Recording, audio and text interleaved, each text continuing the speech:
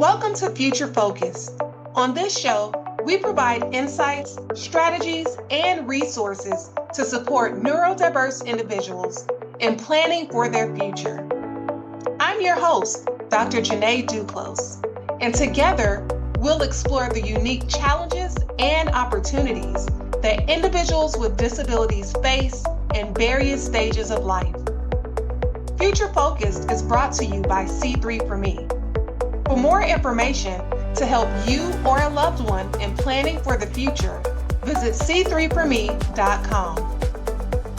This week on Future Focus, we interview with Mia Rodriguez, a talented teenager with Down syndrome who is following her passion for singing and breaking barriers one musical note at a time. We are excited to have Mia with us as a guest this week and learn more about her transition planning experience. Listen in as she shares with us tips for preparing for her IEP meeting and walks us through her journey as a 15-year-old with Down syndrome who is transitioning to high school. All right, welcome to C3 for Me's special interview series. This is our second session of our March Madness interview series. I'm super excited. So here at C3 for Me, we believe everyone deserves and can achieve a life of self-determination and success. And you, Mia, are proving to the world that this is possible. Our guest today is Mia Rodriguez, a talented teenager with Down syndrome who is following her passion for singing and breaking barriers one music note at a time. We are excited to have Mia with us as a guest today and learn more about her transition planning experience. Welcome, Mia. Hi. All right, so I am going to get right into the Q&A. Again, I'm super excited and happy to have you as one of our guest interviewees for this special series, this interview series. And so I'll start with the premise of self-determination because we hear that term all the time, right? But self-determination is really one taking ownership of their life and having choices available to them, knowing what they want, right? A person that's self-determined knows what they want and they know how to get it, right? And so I would love for you to share with our viewers today your perception or your understanding, right? Your vision of what a life of self-determination and success means to you. Self-determination means to me that I set myself goals every day. I want to be independent. It's okay to receive help. I need people to help me succeed. Actually, everyone needs help. Yes. Self-determination to me means that I get to set goals for myself and with all my teachers and parents. Awesome. Sorry, go ahead. Being successful in classes means reaching my goals, being involved in classes. I feel good when I accomplish my goals. For example, my theater teacher tells me that when we get nervous before going on stage, turn that into excitement and feel that excitement and put it out there. Success makes me feel excited. Amazing. Thank you, Mia, for that contribution and that response. You mentioned something very critical that I think is important for us to highlight and emphasize with our viewers today, that everyone needs help, right? And what I may need help in or require some assistance or support in may look different from what you may need help or support in, but that doesn't mean that we still can't be successful and set those goals as you discussed, right? I think the key to success is being aware of your strengths and weaknesses and being able to leverage some of those supports or help, as you mentioned. So thank you. So the second question that I have for you, Miss Mia, is what led you to become a singer? You talked a little bit about some of those those tips that your coach tells you, your teacher tells you to, turn the you being nervous into excitement, right? Right. But let's back it up a notch. What led you to becoming a singer, and particularly wanting to be a professional singer and get out there and share your gift with the world? I started singing when I was young. It started singing, and my mom heard me, and she understood what that what I was actually saying, and singing from the heart. I love to express myself when I sing. I feel my emotions, and I like to share my experience of singing with others. But can I tell you something? I have a dream of recording my own music album one day. Amazing. Well, make sure that I definitely can download. I can see some of your works being on a platform, right? Make sure that I definitely get access, and don't forget the little people like me when you make it big, okay? Definitely. So you're particularly vested in and training, and you have your teacher and your coach that helps you to perfect your craft as a singer, right? But I want to know more about how being a neurodivergent person or a person with Down syndrome, how that's influenced your approach or how you approach singing and music and performing. Being different means that I have a unique voice. When people look at the way I sing and I express my emotions, I feel people like the way I sing. I I know think I do. that I think people like my message, and it makes me feel proud. Sometimes it is difficult to me as a neurodivergent person to sing and act at the same time, but I do it in my own special way, in Mia's way. Sometimes I feel nervous when I sing in front of a lot of people, but that feeling of nervousness goes away when I'm singing. Amazing. And it's definitely, it's not translated. I'll tell you that because I follow you on Instagram, and I see all the time you share certain posts or highlights about some of your performances and up and coming performances. So that nervousness definitely is not translated. All we see is definitely your passion and your talent when you sing, in Mia's own way. So thank you for sharing your gift with the world. Thank Uh, you. as a teenage student with Down syndrome, with a disability, what challenges have you faced during goal setting? You mentioned goal setting earlier in the interview. What can you talk a little bit about some of the challenges that you may have faced when it comes to goal setting, or the planning process at your school that you've had to overcome? Um, One of the challenges I am facing is math because it is a very hard subject. It Mhm. makes me want to give up, but I don't. I work with my teachers whenever I need help, and my math teacher is always there when I need help. I told my IEP team once that when too many people and adults help me, it makes me feel overwhelmed. So the teachers in the team changed that for me. Um, they realized that I needed my space and room um, to grow myself and make my own mistakes sometimes. They found a way to give you advice. Another challenge that I understand is that I need help with strategies to be more organized. But there are many tools that can help me with reminders or getting more organized.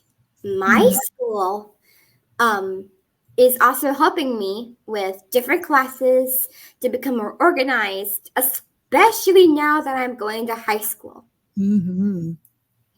It is important to speak up, like advocating. Um, Even when you're nervous, when I speak up, people hear me. I often tell my mom and dad about how I feel.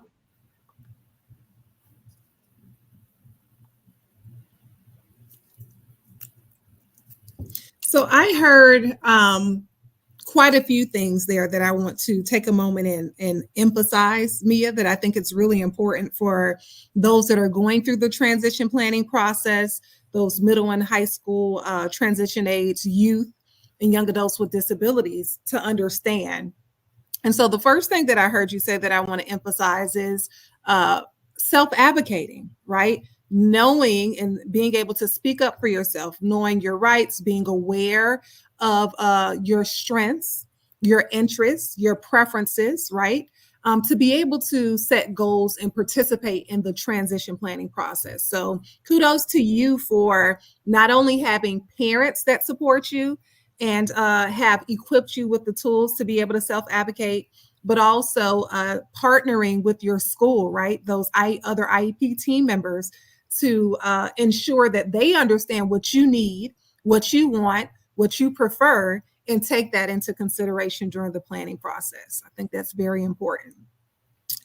The other thing that I want to emphasize for our viewers today, Mia, that I heard you say is that you very quickly identified your circle of support, or who's able to support you. And you mentioned that having multiple people support you was overwhelming, right? You needed your space and you made that known, but you also made known that you understood that there are certain people that you're going to need along the way to set your goals, to help you set your goals, as well as to attain those goals, achieve them. So well done. So I have another question for you.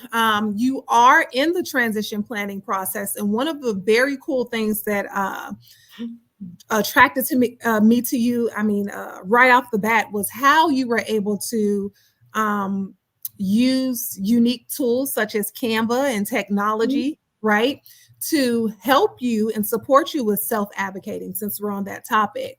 Right. One particular post that I want to mention is how you developed or how you prepared for your own transition IEP meeting, right? You used Canva to build out an actual presentation that you shared with the IEP team at the IEP meeting. And so I want you to be able to have the space and opportunity to share with others that may find this interesting or want to try this technique or tool when they're trying to prepare for their IEP meetings. What did that process look like using Canva and using technology? And then what tips or tools could you give to others that may want to do the same as they prepare? Well, I learned how to use Canva in school, and I told my mom that I used it already for my English class. That was at the end of 6th grade. So I decided that I wanted to do a presentation, and my mom helped me a little bit. My mom took my advice. In my Canva presentation, I presented about my life, my family, my pets, about how I learn. I talked about my disability. I presented this to my IEP team, and they loved it. I'm telling you. They got to see a side of me as a self advocate. Awesome. And so I think, thank you for sharing, Mia, and thank you for sharing the strategy that you use with us all. Again, I think it's really innovative and creative, the way in which you use technology to be able to communicate your strengths and your preferences. You're able to share your likes and dislikes to assist in the transition planning process. Mm-hmm. Really cool and unique strategy. So what advice would you give to other students that are currently going through the transition planning process, or and learning, those that are learning how to advocate for themselves? What advice would you give to any middle or high school students that are going through the transition planning process? Well, the advice I would give is to speak up. It is okay to feel nervous in conversations with teachers. Teachers are always there to help you when you always need it. Mm-hmm. I do a lot of self-talk and give myself positive reinforcements. For example, I tell myself, Mia, you got this. Okay, Mia, you can do it. So positive self-talk. Some would translate that into self-affirmations, right? Mm. Or mantras that people may give themselves, in the morning. So I myself do the same. I have those positive affirmations and things that I like to tell myself, just for self-confidence and boosting of self-esteem. So thank you for sharing that nugget of knowledge with everyone, to speak up, right? We're encouraging, we're empowering others to speak up. You have a voice, use it and let others know, how empowering is it to be able to speak up on your own behalf and share your voice and your story. Well, we have one final question before we conclude today, Mia. And I want to open the space up before our Q&A. I want to open up the space for you to share anything else that you would like to share or discuss about your transition experience in the K-12 school system, because you're currently a middle school student. You're going to be going to high school soon, right? That transitionary period. How exciting, right? But with that transition comes a lot of new challenges, right? That you're going to be able to overcome. I have no doubt about it. But is there anything that you would like to share or discuss with others that are going through the same process? Right now, I am going to transition to high school, and I get to decide which one is best for me. I am really excited about this new time of my life because high school should be unforgettable. I want to remind adults and teachers to always hear out what we all have to say. We have so much to give and share. Always presume competence. Never think less of or baby us. Treat us our age. And have lots of imagination of all the things that we all can do in the future. I love that. So that's a call to action for all of our educators, all of our parents, all of our key stakeholders and members of the IEP team, right? Never think less than or less of, right? Always presume competence. I love that. You need to coin that, okay? Mia is dropping gems for you all today. We're so happy to have her. We're going to open up briefly for Q&As, Mia. And so we're going to have Dara come back on and join us on the stage. I like saying that, right? And she may have one or two questions about your experience that we would love for you to be able to answer and just highlight. All right. Welcome back, Dara. Hi, Dara. Hi, Mia. So I have two questions. The first one is, so for part of my career, once I graduate college, and part of what I'll be doing is I'll be helping with IEPs. So I want to know how, as somebody's support system in their IEP meetings, how could I better myself to make sure that I'm advocating properly for the person that I'm helping with their IEP from a student's perspective. So from a student's, from your, in your opinion, Mia, how do you think Dara, because Dara's going to be a part of the IEP team, so she's going to be one of the adults, right, that helps or supports other children or other students with IEPs. Do you have any advice for her as an adult on the IEP team? How can she better help? So if she was on your IEP team right now, right, if she was one of your members, what advice would you give her to ensure that you're successful or you're supported? Well, my advice to Dara is she was like, I don't know. So the advice I would take is that in my well, this might seem oh my gosh the advice I would like give is to always like help like other like adults and students in particular about advocating for themselves, and they really need to work on that. And advocating means that I, like me, because I'm a self-advocate, and self-advocating is a big thing, because what Dara really needs to focus on is that self-determination is everybody's superpower.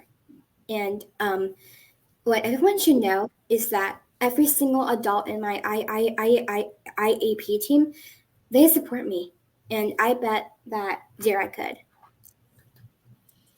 Awesome. I think that's great advice, Dara. So if I could highlight or coin anything that Mia just said, ensuring that the voices of the people in which you're supporting and serving are heard, right? You want to equip them or empower them to be able to self-advocate, champion them.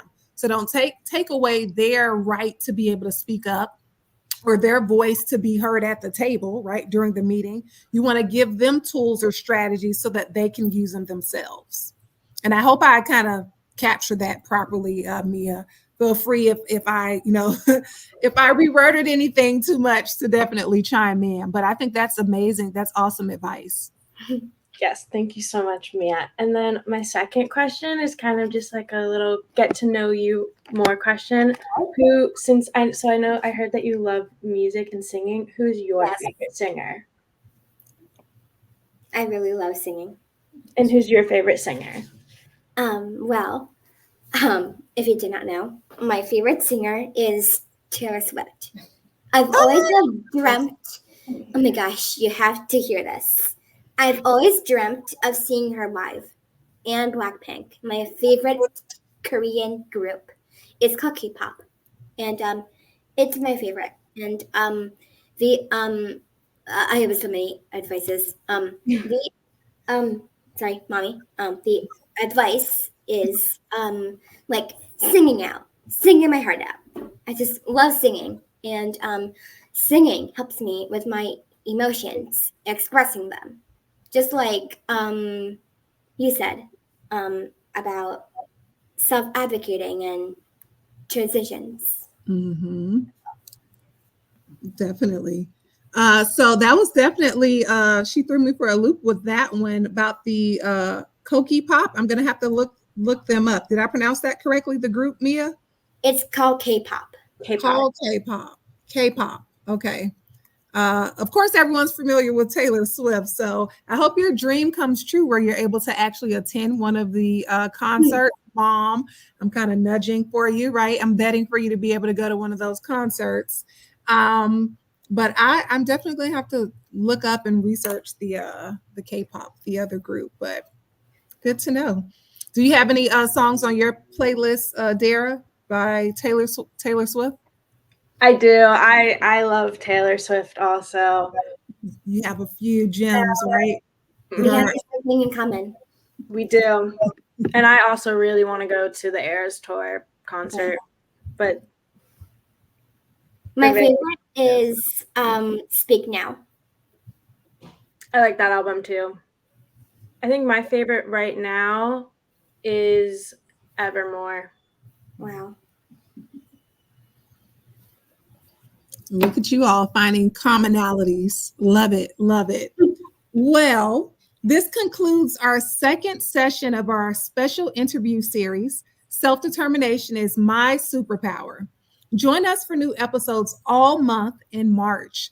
In celebration of Women's History Month, each week we will be highlighting other neurodiverse females, youth, and young adults who are change agents in special education.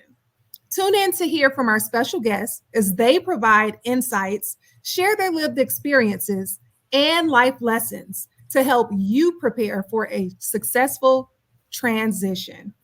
Until next time, thanks everyone. Thank you.